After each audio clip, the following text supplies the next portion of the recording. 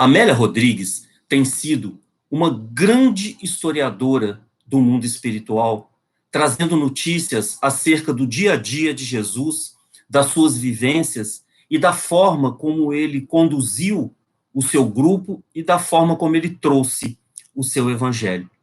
E através das mãos de Divaldo Pereira Franco, narra Amélia Rodrigues que aqueles eram dias muito especiais.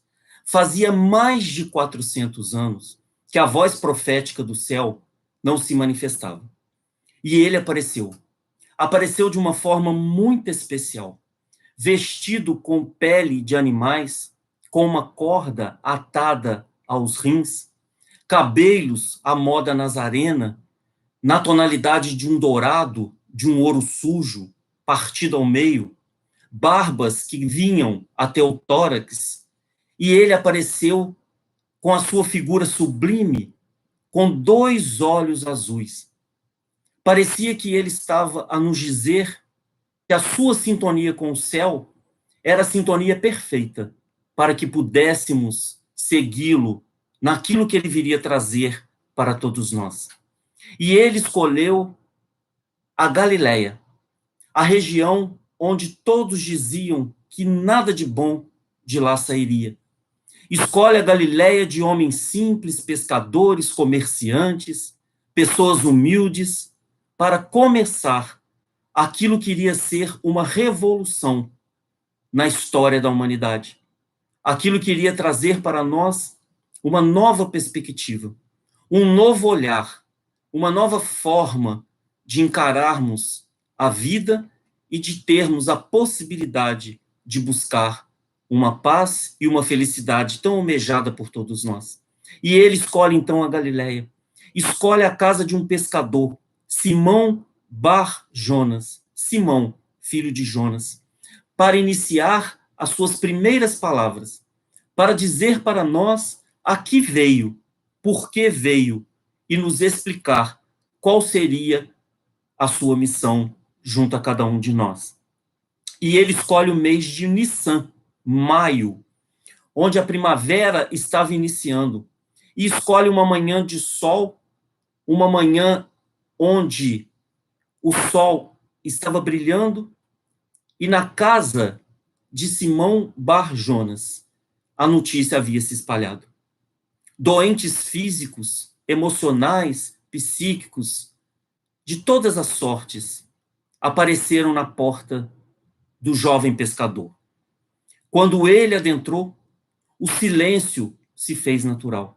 A sala de Simão estava repleta de pessoas necessitadas, de todas as ordens.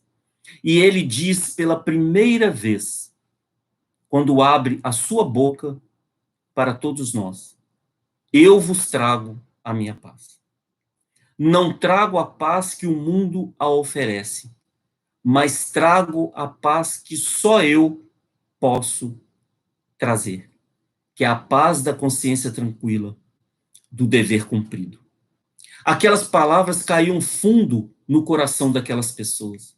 A ansiedade do cumprimento das profecias de que chegaria o Messias, de que o Salvador viria para vos libertar e trazer uma nova perspectiva de vida, era a grande ansiedade daquelas pessoas. E ele então abre a sua boca oferecendo esta paz que todos almejavam e desejavam.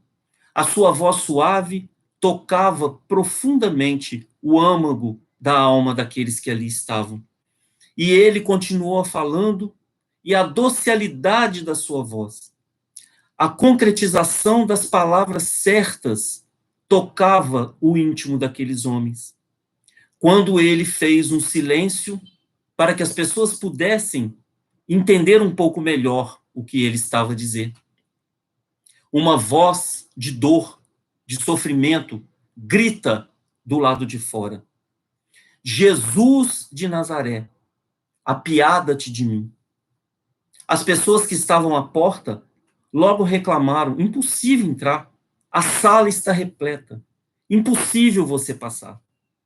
Mas a dor do sofrimento, a profunda dor do sofrimento, foi maior do que qualquer obstáculo. e a voz mais uma vez gritou com muito vigor: Jesus de Nazaré, tende piedade de mim, que sou paralítico. As pessoas que lá estavam entenderam que ali se tratava de um sofredor, de um homem que estava na maca sofrendo as dores da paralisia. E deram a ideia, então, de que levassem a cama, a maca, pela escada lateral e descesse pela abertura que se faria em frente ao mestre Jesus de Nazaré. E assim o fizeram. E em poucos minutos estava diante de Jesus, não um homem, uma maca suja, camisa rasgada, suja, as peles que cobria os ossos, aquele cabelo desgrenhado, suarento, e o sofrimento. O sofrimento estampado na cara daquele homem. E ele então olha para Jesus, que com aquele olhar sereno e sublime, também o contempla, e diz a Jesus: Jesus de Nazaré, tende piedade de mim e cura-me. O mestre aproxima-se daquele homem, chega um pouco mais perto e diz, calma e serenamente: Natanael, ben Elias, tu te crês que eu te posso curar? Ó Senhor, eu creio. Se tu sabes o meu nome, tu sabes a minha dedita. Tu sabes o quanto eu tenho sofrido esses 25 anos de paralisia. E se tu sabes a minha dor, como tu sabes o meu nome? Natanael, ben Elias, eu sou o bom pastor. E conheço as minhas ovelhas, uma a uma. Por isso torno a te perguntar, Natanael, ben Elias, tu te crês que eu te posso curar? Creio, Senhor. Cura-me por piedade. Jesus aproxima-se um pouco mais de Natanael e diz pausadamente: Natanael, ben Elias, se tu crês que eu te posso curar, levanta-te e anda. Aquele homem paralítico cravou os cotovelos no chão, deu um impulso com toda a sua força, tornou-se de pé, titubeou e tornou a cair. A multidão que lá estava, talvez a mesma multidão de hoje, que é necessário ver para depois crer, sendo que vivemos num mundo em que é muito importante crer para depois ver, aquela multidão deu o suspiro da dúvida. Se ele era o enviado de Deus, se ele era o Messias, por que não curou Natanael? O homem titubeia novamente no chão. E Jesus aproxima-se mais uma vez dele, que agora estava diferente. O seu olhar estava mais firme, seus músculos estavam mais enrijecidos.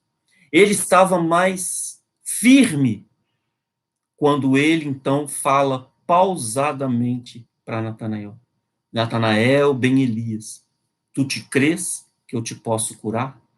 Sim, mestre, eu creio. Se tu crês, levanta-te e anda. Mais uma vez. Aquele homem cravou os cotovelos no chão, deu um impulso, tornou-se de pé, titubeou e ficou no equilíbrio. Estava naquele momento concretizada a cura de Natanael ben Elias. Ele pega a sua maca imunda, fétida, que não havia sobrado quase nada, coloca debaixo do braço, dá um grito de felicidade, aproxima-se de Jesus e diz: que queres que eu faça? Que te vá. Que te vá e que te apresente aos doutores da lei, para que eles possam saber a que veio o Filho do Homem. Todas as coisas que Jesus fazia, um pequeno parêntese, todas as coisas que Jesus fazia, era necessário que a pessoa se apresentasse aos doutores da lei, para ter restituída a sua carteira de identidade. O paralítico perdia, o cego perdia, o leproso perdia. Então Jesus pedia para que eles fossem até os doutores da lei e pudessem, assim, adquirir novamente a sua cidadania. E diante disso, Natanael solta um grito de felicidade e sai cantarolando. E Jesus continua a sua prelação durante aquela tarde, quase noite, daquele sábado na casa de Simão Pedro. Mas, mais uma vez, a voz de Jesus é interrompida pelo sofrimento. Quando uma mãe grita, Jesus de Nazaré, apiada-te da minha filha que é cega. E Jesus, então, ao passar a mão sobre os olhos da moça, ela dá um grito, porque os raios solares adentram o seu nervo óptico e ela volta a enxergar. E outros tantos sofredores vêm até Jesus. Um leproso se aproxima, Senhor, tem de piedade de mim. Por piedade, tenha piedade e me cure da lepra. E ao passar a mão sobre as feridas, como que num passe de mágica ou milagre, mas era o fluido de Jesus, as feridas foram como por encanto cicatrizando. E todos ficaram inebriados com aquele homem que estava ali fazendo essas curas, dizendo coisas diferentes, conclamando a humanidade a um novo sentimento.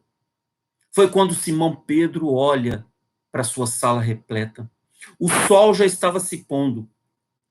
E ele então olha e diz: o Messias está na minha casa, na minha sala.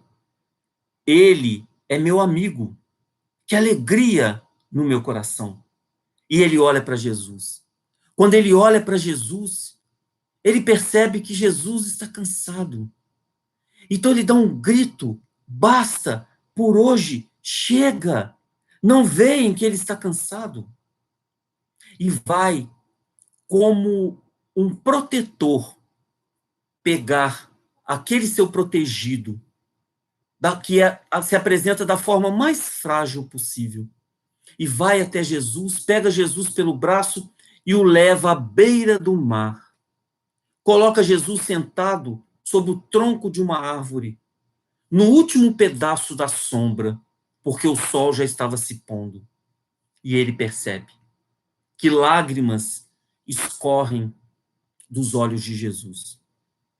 Ele então aproxima-se dele e diz: Senhor, tu choras? Sim, Simão, eu choro. Com toda certeza tu choras de felicidade, tu choras de alegria, porque hoje foi um dia de glória, um dia de grandes feitos. Não, Simão. Eu choro não é de alegria. Mas, Senhor, eu conheço Natanael ben Elias, e não poucas vezes, quando não logro vender todos os meus peixes, eu deixo com ele para que ele possa se alimentar. E eu vi quando ele se levantou e andou. Eu conheço aquela menina cega tateando pelas ruas da cidade, na escuridão da sua visão.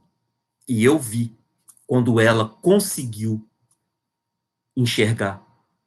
Eu vi aquele homem entrar leproso da minha casa e sair curado depois das suas mãos. Senhor, tu choras de alegria com toda certeza. Não, Simão. Eu choro porque nem tu, nem eles entenderam a que veio o Filho do Homem. Tu crê mesmo que eu tenha vindo colocar remendo novo em tecido velho e gasto para que o rombo seja muito maior? Não, Simão. Eu vim para que tenhais vida, e vida em abundância.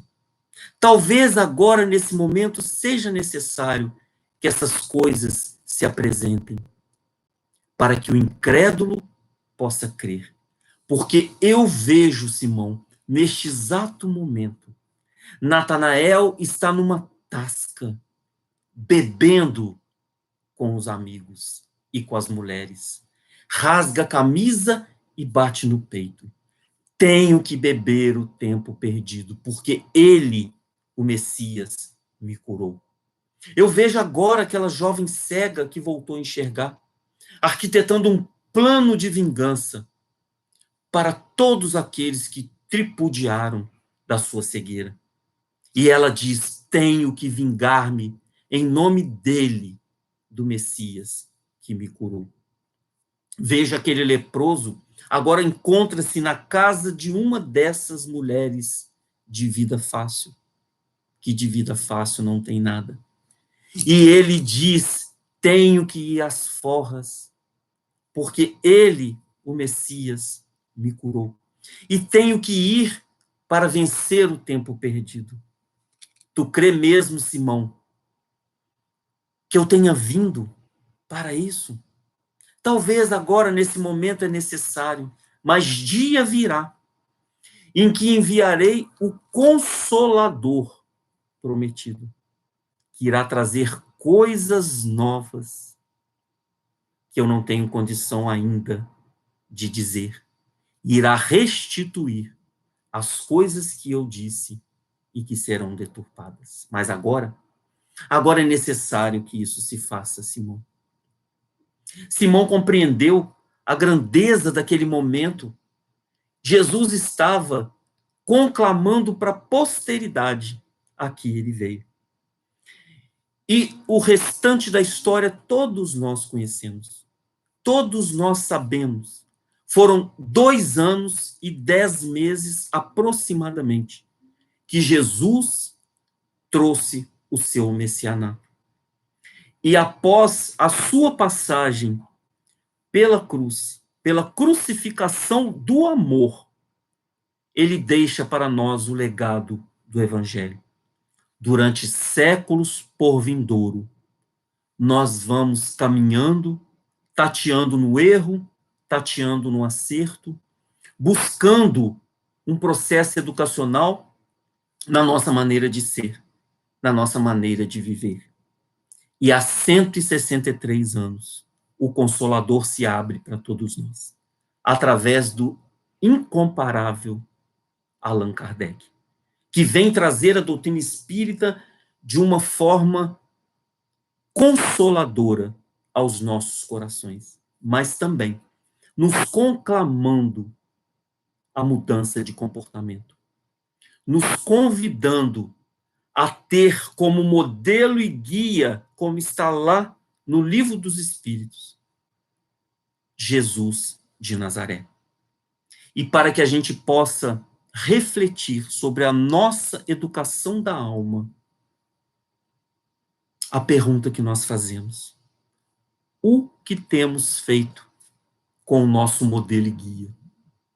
Temos seguido o nosso modelo e guia, que é Jesus, na sua plenitude, através da doutrina que nós escolhemos, que é a doutrina libertadora, que nos explica a razão e a causa e o efeito de tudo que nos acontece? Temos alguns exemplos de personalidades que conseguiram educar a sua alma, independente da conduta que tinham antes. Saulo de Tarso, o defensor da lei mosaica, consegue a sua transformação através de um diálogo com Jesus. E torna-se Paulo, o apóstolo dos gentios, a qual a ele devemos hoje conhecer, o Ocidente conhecer o cristianismo. Temos Maria de Magdala, a grande pecadora, que através de um diálogo com Jesus reeduca e renova a sua vida. Com mais completo desprendimento das coisas, ela se entrega a Jesus verdadeiramente. E nós, cristãos espíritas, muito especialmente nesse momento de pandemia, onde somos obrigados a ficarmos em casa, a revermos a nossa conduta, a sentirmos a saudade imensa de estarmos nas casas espíritas, abraçando os amigos, revendo os amigos queridos. O que nós temos feito para nos educar? A doutrina espírita vem nos convidar ao exercício de alguns pontos importantes para que a gente possa renovar o nosso sentimento através de uma educação verdadeira, que vai realmente atingir o âmago da nossa alma e que vai nos tornar realmente maduros diante dos desafios da vida, diante dos episódios da vida. E o primeiro ponto que devemos tratar, e com muita simplicidade, mas também com muita seriedade, é a fé. Como estamos conduzindo a nossa fé? A nossa fé cristã, a nossa fé no porvir, a nossa fé que Allan Kardec vem trazer de uma forma tão especial, que a fé raciocinada é a fé inabalável, porque ela pensa, ela reflete, ela entende o processo de ação e reação de causa e efeito. É essa fé que fez, inclusive, o professor Rivail buscar, através da mediunidade, a construção da doutrina espírita. Quando ele é convidado para ver as mesas girantes, ele utiliza-se da reflexão para poder entender que uma mesa, um objeto fixo, não pode ter sentimento e não pode ter inteligência. E a partir desse momento, ele desvenda para nós o universo do mundo espiritual. Traz Jesus na sua essência para que a gente possa conhecê-lo profundamente. E através da fé raciocinada, ele nos convida a entendermos a causa e as consequências, o motivo e o porquê do nosso sofrimento. Muitos de nós, espíritas inclusive, cristãos, estamos questionando onde se encontra Jesus neste processo todo de pandemia. Onde se encontra Deus nesse processo que está atingindo a todos de uma forma igualitária, porque não escolhe crença, raça, religião, condição financeira. Atinge a todos de uma forma muito especial, nos convidando a refletir. Quais são as razões disso?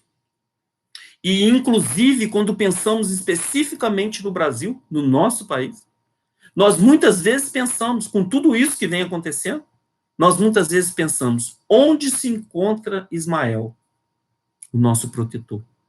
Aonde se encontra a promessa de Jesus a Ismael, que o Brasil seria o coração do mundo e a pátria do Evangelho?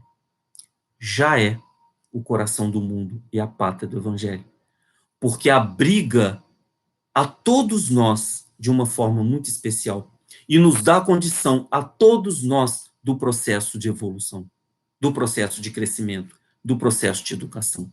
Então nós temos que pensar como temos desenvolvido a nossa fé, como temos tratado a nossa fé. Será que a nossa fé está baseada naquilo de bom que nos acontece? Ou será que a nossa fé está baseada naquilo que eu não consigo enxergar, mas eu consigo compreender? Porque se eu não enxergo e compreendo, é porque eu refleti sobre isso. E se Jesus, que é o nosso modelo, nos promete a paz, essa paz, ela está calcada no meu entendimento de que é uma paz que está dentro do meu coração. Então é essa fé. Essa fé é carregada com o sentimento de que eu sei que tudo que eu passo hoje é consequência daquilo que eu fiz em encarnações pretéritas, ou mesmo nessa. Ou mesmo nessa. E que interessante esse vírus conseguiu fazer. Colocou-nos juntos com quem nós deveríamos estar. Cada um nas suas casas, com quem deveria estar. Exatamente. Para que a gente possa entender o segundo ponto. O primeiro é a fé. O segundo ponto, a paciência. Quantos de nós estamos tendo que exercer a paciência? Porque agora estamos convivendo verdadeiramente dentro do lar. Agora estamos juntos nesse processo de convivência diária daqueles que estão ao nosso lado. Não tem mais, eu vou sair e volto de noite. Agora é o dia inteiro. E quantos de nós temos tido os desafios da paciência, que é um dos sentimentos que precisam ser educados, porque nós somos muito interessantes. Nós agimos com paciência, com afeto, com carinho, com todos aqueles que concordam conosco. Mas agimos com raiva, com rancor, com irritação, com todos aqueles que discordam dos nossos pensamentos. E são esses que discordam é que nós devemos cada vez mais agir com paciência. Construir em nós a paciência. Tenho certeza que muitos que estão ouvindo devem estar dizendo assim: Eduardo, é porque você não mora com quem eu moro. Meu marido, com meus filhos, com a minha sogra, com a minha avó, com a minha tia, com o meu irmão. Mas nós estamos com quem nós escolhemos para que possam nos auxiliar no processo de educação. Cada um de nós. Não existe equívoco nas leis divinas. Talvez a gente queira criar condições para conviver. Mas a bem da verdade é que Deus nos coloca no lugar certo, com as pessoas certas, para que a gente possa verdadeiramente crescer. Se o modelo guia Jesus, Jesus teve ao seu lado diversos tipos de personalidade. Diversos desafios se tornaram para ele. Inclusive entre os seus discípulos. Tomé, o tempo todo desconfiava. Eu quero ver para crer. Eu necessito ver para crer. Judas, por uma questão de má interpretação, por não compreender a grandeza do reino de Deus e nem que o reino de Deus estava dentro dele próprio, vende o Cristo por 30 moedas. Se arrepende, vai devolver, mas é tarde demais. Ali, naquele convívio. Imagina se Jesus perdesse a paciência. Então vamos trazer para agora. Imagina Chico Xavier perdendo a paciência diante dos desafios que teve em toda a sua trajetória, não de médium, mas de ser humano, encarnado no seu processo de educação, em que Emmanuel não lhe dava trégua nem paz. Ele não tinha o direito de se irritar, de ficar triste, não tinha, porque era cobrado, porque ele escolheu o exercício de seguir Jesus. Então a paciência é um desafio. Aproveitemos esse momento que estamos em casa, e aproveitemos. Façamos algo em prol da nossa família, algo diferente. Passemos a escutar mais, a olhar verdadeiramente. Essa é a maturidade que nos espera agora. É esse crescimento que nos espera agora. É esse olhar cristão que vai nos fazer vencer os nossos maiores desafios que estão dentro de nós mesmos. Não tem desafio maior do que o desafio de nós educarmos os nossos sentimentos, do que nós educarmos a nossa condição cristã. Então é necessário que a gente busque, através da convivência fraterna, que a gente busque o caminho da paz. Mas já falamos da fé, já falamos da paciência, agora vamos falar do sacrifício. Como Jesus se sacrificou por nós. Como os grandes missionários se sacrificam em prol da humanidade, educando-se para exemplificar para a humanidade. Qual o sacrifício que temos feito diante da vida? Que sacrifício temos deixado de legado, esquecendo um pouco o eu e pensando mais no nosso, no nós? Buscando nesses dias de pandemia, onde um grupo muito grande de pessoas necessitadas. Eu não sei aí em Juiz de Fora, porque eu não tenho ido por conta da pandemia. Mas aqui no Rio, você sai para ir no mercado, são 5, 6 pedintes que você olha para eles e você percebe que eles não são mendigos. São profissionais liberais que trabalhavam na rua, vendiam na barraquinha, vendiam na praia, vendiam de porta em porta e que agora estão desempregados. Necessitados. Que sacrifício nós temos feito em prol daqueles que sofrem mais? Não é dar por dar. É o exercício do bem, sacrificando sim a nossa parte em prol daquele que necessita mais. Porque quando nós damos verdadeiramente, primeiramente, nós estamos nos beneficiando. Primeiramente, nós estamos nos beneficiando. Porque não podemos, como cristãos, ter a paz que Jesus nos prometeu, que é a paz da consciência tranquila, do dever cumprido, vendo isso que está acontecendo na nossa sociedade, no nosso mundo. É evidente que não vamos fazer para todos, mas se fizermos um pouquinho, nós vamos estar amenizando, paulatinamente, nós vamos estar amenizando as dores. Certa feita, Chico vivenciou um incêndio, e ele então começou a jogar copo de água no fogo.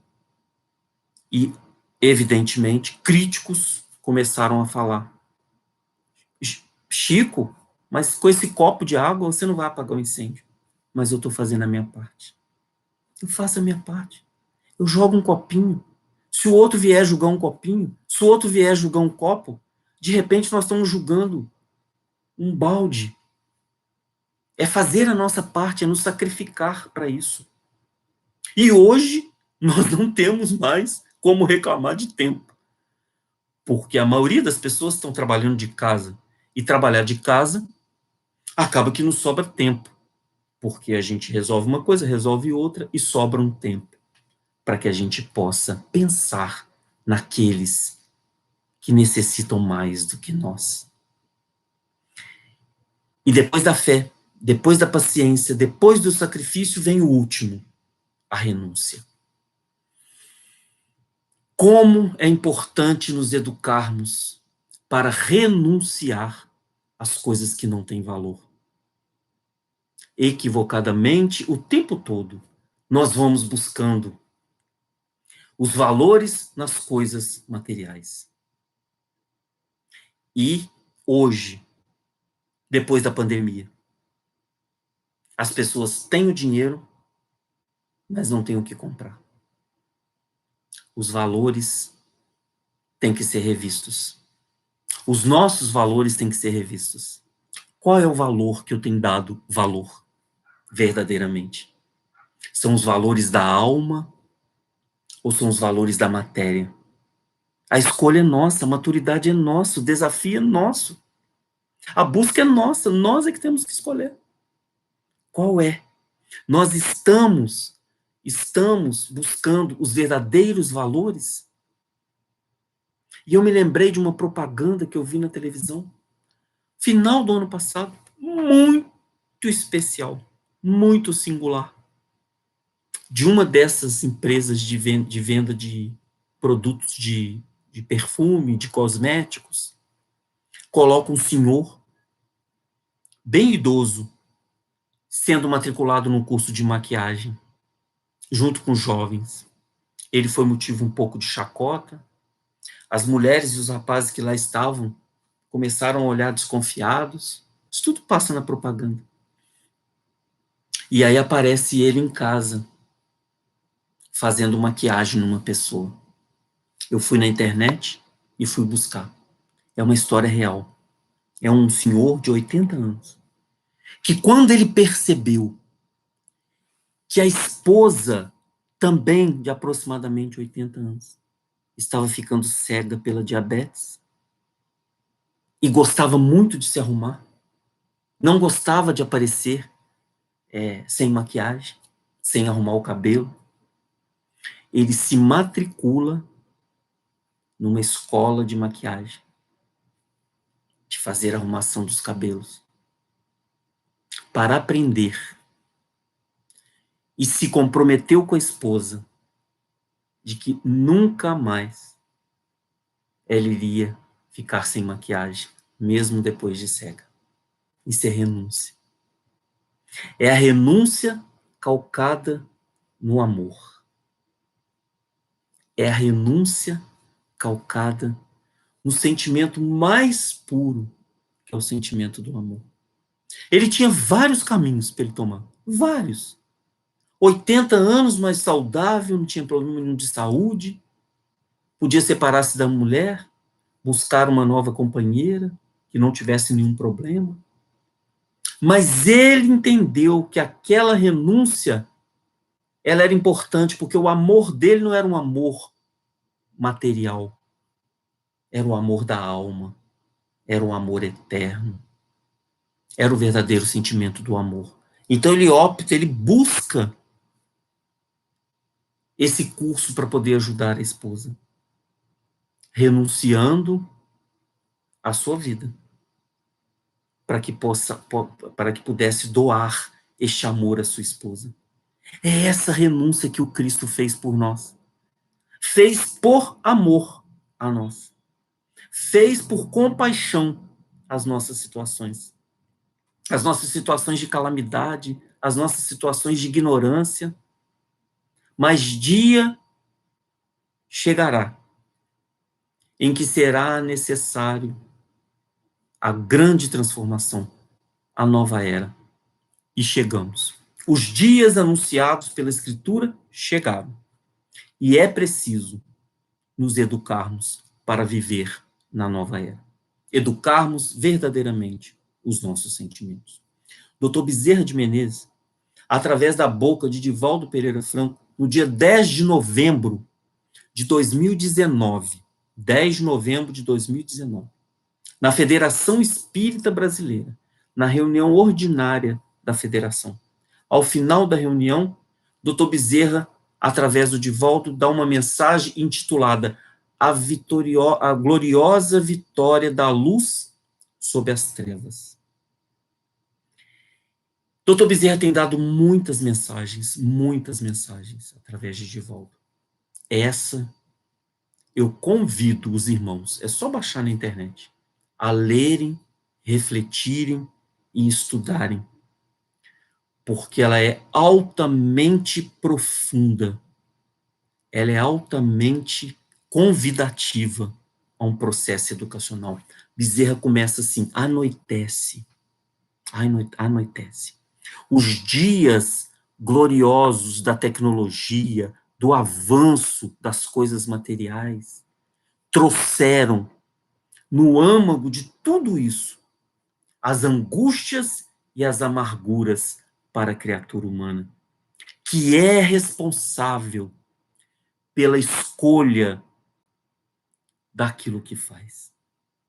E continua Bezerra dizendo que a barca terrestre parece que está a sossobrar, parece que está no mar agitado dos conceitos da loucura e da desarmonia. Parece. No entanto, continua Bezerra, Cristo vela e conduz na condição de nauta divino, a embarcação ao porto da segurança. E ele nos alerta, provavelmente, algumas dores se farão volumosas. É o que está acontecendo hoje. E terrificantes. Sucede, porém, que as almas rebeldes somente aquecem diante de sofrimentos que a submetem à diretriz da fraternidade e do amor. Então, Bezerra nos convida a uma educação reflexiva. O que temos feito com o cristianismo espírita? O que temos feito? Mas ele diz e deixa a mensagem de esperança para nós. A mensagem é imensa, depois vocês olhem lá. Não desanimeis, não permitais que o mau humor e as injunções penosas que vos rodeiam os passos e tentam penetrar no vosso lar, logrem êxito, que a invigilância não raro faculta. Tende tento e mantende-vos em equilíbrio interior, quanto seja possível. É o convite para que a gente possa manter a alegria e não desanimar diante de tempos de pandemia. Continua Bezerra dizendo, é o grande momento que as escrituras desde há muito prenuncia, como a mudança que vem se operando e atinge a sua culminância. E aí ele nos dá o maior alerta. O maior alerta. É aquele alerta de pai para filho. Não podemos viver a doutrina espírita sem a ética moral do Evangelho de Jesus. A humanidade tem sede de exemplos. Está cansada de palavras. É necessário a gente exemplificar. É necessário a gente fazer. É necessário a gente colocar a mão na massa e fazer a nossa grande transformação moral.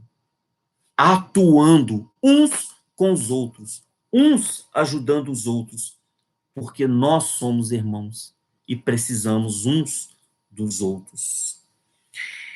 E aí ele diz uma coisa muito importante. Ele diz assim, que não fomos nós que nos candidatamos. Foi o Senhor da vida que fez um giro ao entardecer e nos convidou à última hora para a seara da redenção.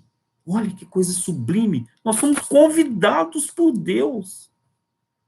E aí ele diz, alegrai-vos, porque o vosso será o mesmo salário dos heróis da hora primeira. E exultai, porque já vos encontrais do lado do dono da vinha, que logo mais estará convocando-os para a prestação de contas. E ireis apresentar o glorioso resultado da vitória da luz contra as trevas. Meu Deus! Olha que convite Bezerra nos faz. Olha que conclamação ele nos faz para agirmos no bem, em prol de nós mesmos. E aí eu fui buscar lá no Livro dos Espíritos, na pergunta 642, exatamente sobre o bem e o mal. Exatamente, Kardec vai perguntar aos espíritos sobre o bem e o mal.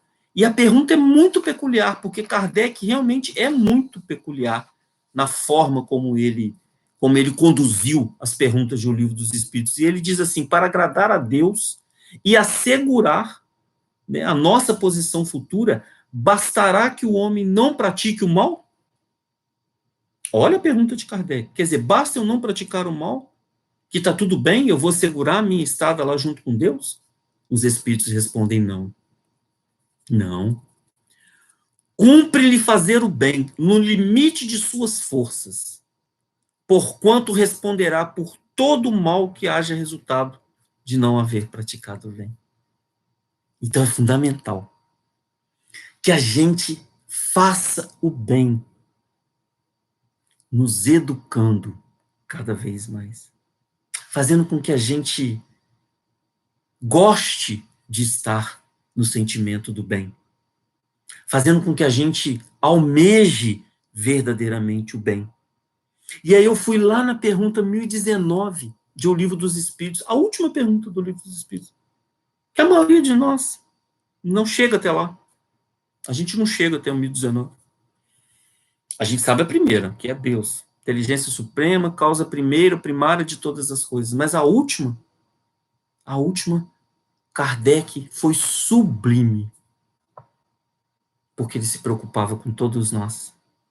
E ele pergunta aos espíritos: poderá jamais implantar-se na Terra o reinado do bem? Poderá jamais implantar-se na Terra o reinado do bem? E São Luís responde de uma forma brilhante. E entre as coisas que São Luís responde, uma que nos chama muita atenção: o bem reinará na terra quando entre os espíritos que vêm habitar, os bons predominarem. Porque então farão aí que reine o amor e a justiça, fonte do bem e da felicidade. Por meio do progresso moral e praticando as leis de Deus, é que o homem atrairá para a terra bons espíritos e dela afastará os maus. Este, porém, não a deixarão, senão quando daí estejam banidos o orgulho e o egoísmo. As grandes chagas da humanidade, o orgulho e o egoísmo. Como é fundamental nós nos educarmos no sentido de buscar conhecer os nossos mais íntimos sentimentos e tentarmos, na medida e na proporção das nossas condições, modificá-los. Modificá-los, ampliando a nossa maturidade perante a lei divina. O que Deus reserva para cada um de nós quando Ele nos criou é a perfeição. É a alegria, a felicidade plena e a paz, tão almejada por todos nós. Então, cada um de nós tem, no seu íntimo, no seu germe divino, a capacidade de ser melhor, a capacidade de melhorar. É um grande desafio, mas é também um grande convite. É um grande convite para transformação que precisamos fazer. Para isso basta uma única coisa, apenas uma: a minha vontade, o meu querer, o meu esforço íntimo de buscar força suficiente para poder galgar um novo patamar evolutivo, uma nova forma de sentimento, um novo estado de espírito. Basta a minha vontade. Não importa o que eu fiz para trás. O que eu fiz está feito, terei que ressarcir a lei divina. Mas o que eu vou fazer a partir de agora é o meu processo de semeadura, que eu vou colher lá no porvir. Mas eu preciso dar o passo inicial. Eu preciso fazer. Jesus é extremamente educado e espera cada um de nós ao seu tempo, ao seu momento, a procura por ele. Ele nunca ofereceu nada do que ele poderia fazer a quem quer que seja. E também não condenou e também não criticou. Recebia a todos que o procuravam e dizia: se você quer, vá e não te tornes a pecar. É isso o recado dele. Ele que é o nosso modelo e guia. Ele é que é o que devemos seguir. Então, se é ele que devemos seguir, seguiremos a ele para que ele possa nos fortalecer, para que ele possa nos dar aquela condição de nos educarmos. E para que a gente possa chegar ao final dessa conversa, a qual eu me emocionei profundamente de estar com os amigos do Dom Pedro II, depois de muitos anos. Eu queria contar uma história de uma menininha. Era uma menininha de 6 anos, Elizabeth. Elizabeth morava numa cidadezinha ao norte dos Estados Unidos. Uma cidadezinha muito pequena, com poucos habitantes. E Elizabeth tocava violino, influenciada pelo seu pai, porque seu pai era maestro. E o seu pai acompanhava uma grande, aliás, a maior contralto que o mundo conheceu na década de 40, Madame Ernestina. E Elizabeth, então, todos os anos, na cidade, fazia-se uma apresentação no teatro municipal. E ela, então, passa um telegrama para o pai informando o dia e a hora que seria a apresentação dela no teatro com seu violino. O pai responde o telegrama dizendo que estaria lá, presente, e levaria Madame Ernestina para que pudesse ver a apresentação de Elizabeth. Ela ficou extremamente nervosa, porque teria ali a maior contralto assistindo à sua apresentação. Mas o dia chegou, era um sábado à tarde, o teatro estava lotado e Elizabeth era a primeira a se apresentar. Quando as cortinas e o pano de boca se abrem e ela pisa no palco, ela avista Madame Ernestina num camarote. Madame era uma senhora gorda, de cabelos com uma tiara dourada, cravada de pedras vermelhas, um leque de plumas que se abanava conforme a sinfonia e a sintonia das músicas. E Elizabeth não soube explicar o que aconteceu. Mas ela fez um sinal de reverência para cumprimentar a madame. O maestro não entendeu. Começou a música. E a apresentação de Elizabeth foi: ora ela corria atrás do maestro, ora o maestro corria atrás de Elizabeth. Finalizou, alguns aplausos de consolo, e Elizabeth sai do palco. Chora angustiadamente no camarim. Seguem as outras apresentações. E ela escuta os aplausos, ela escuta as pessoas aplaudindo os seus amiguinhos, os seus colegas. E quando se aproxima do final, a tragédia estava por vir. Ela teria que enfrentar o seu pai. E o seu pai adentro do camarim com Madame Ernestina. E ela então ajoelha-se nos seus pés e diz: papai, nunca mais tocarei violino, para que nunca mais tu passes a vergonha que tu passou. O pai talvez não tivesse assim muito sentimento, e ele diz: perfeitamente, minha filha, concordo com as suas palavras. Que bom que não tocará mais violino. Madame percebeu aquela situação e disse: já que você não vai mais tocar violino, quero te convidar para que você possa viajar conosco na minha turnê. Ela ficou encantada, aquilo era um prêmio de consolação. Ela ficou encantada e no dia seguinte saíram a viajar pelas estradas do oeste americano. Chegou a noite, tiveram que se hospedar num hotel na estrada, e no dia seguinte cedo, batem na porta de Elizabeth. Madame a convida para um passeio na natureza. E as duas saem a passear. Quando, de repente, Madame escuta um som. E Madame diz: Elizabeth, escute. É a Caliandra, o roxinol. Tu conheces a lenda da Caliandra? Não, Madame. E a Caliandra começou a cantar. Madame então pediu silêncio e também começou a cantar. E Madame cantava, a Caliandra cantava. Quando o roxinol parava, Madame voltava a cantar. E durante 5 minutos foi um show de vozes da natureza e de Madame.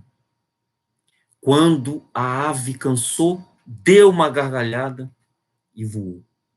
Madame então diz: Elizabeth, esta é a Caliandra. Conta-nos a lenda que Deus havia terminado de fazer o universo e saiu para ver se estava tudo organizado. Viu o mar, estava tudo funcionando. Viu o rio, os rios estavam perfeitos. O céu com as nuvens, tudo estava caminhando bem. A natureza, as árvores, tudo. Quando ele chegou num campo e percebeu que havia lá um homem que estava arando aquele terreno. E o homem com seu arado vinha de um lado para o outro, suarento, e quando chegava de um lado, parava, ajoelhava-se no arado e diz: desgraçada vida, Que desgraçada vida. Deus tomou um choque. Como poderia a vida ser desgraçada?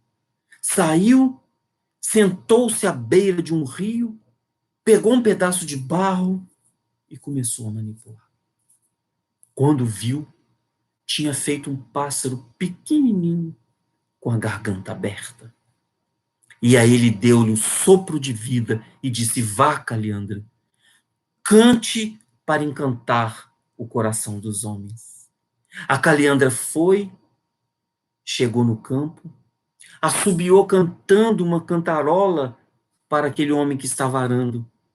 Ele continuou arando e cantarolava com o roxinol, com a Caliandra. A felicidade havia de novo voltado ao seu rosto. Entendeu, Elizabeth? Entendi, madame. Deus fez a Caliandra para alegrar os nossos corações, sim. Mas também Deus disse: vá, madame Ernestina, cante para aqueles necessitados de amor. Vá, Ernestina, alegrar o coração daqueles que sofrem. Vá levar com a sua voz a calma e a mansuetude, a alegria e a esperança no coração dessas pessoas. A ti ele disse: vá e faça isso. Elizabeth, então, após aquele momento, disse: voltarei a tocar violino. Retornaram da viagem, 20 anos se passaram. Elizabeth torna-se uma das maiores violinistas do mundo. Estava ela para uma apresentação em Nova York, quando abriu o jornal e viu que aquela noite Madame Ernestina iria se apresentar. Ela então compra um ingresso no camarote e vai assistir a sua grande amiga. Madame estava um pouco mais velha, o cabelo já mais embranquecido. E o primeiro ato é espetacular. O segundo ato, mais espetacular ainda. Mas, quando chegou no terceiro ato, que ela deveria dar o grito mais alto que a sua garganta conseguiria, para fechar a sinfonia que ela estava ali trazendo, a sua voz falha. Ela abaixa a cabeça, pega o microfone e diz: Madame Ernestina acaba de morrer. E vai para o camarim. Elizabeth dirige-se até o camarim. Ajoelha-se nas pernas de Madame. Madame toca-lhes os cabelos e diz: Elizabeth, que bom te ver. Madame, tu te lembras da Caliandra, do roxinol? Ah, Elizabeth. Madame levanta-se, pega o telefone e avisa a todos os jornalistas que a partir de hoje, Madame Ernestina ressuscitou, mas nunca mais irá cantar em teatro. Passarei a cantar em praça pública para aqueles que não podem pagar pela alegria de me ouvir. 10 anos se passaram, até que o jornal noticiou: morre a maior contralto que o mundo já conheceu, fazendo aquilo que ela gostava, cantando em praça pública para 10.000 operários. A ti, Deus falou: vá, faça isso, faça aquilo. A todos nós, ele disse algo para fazermos. Que a gente possa ouvir a voz de Deus e fazermos o maior bem àqueles que nos cercam.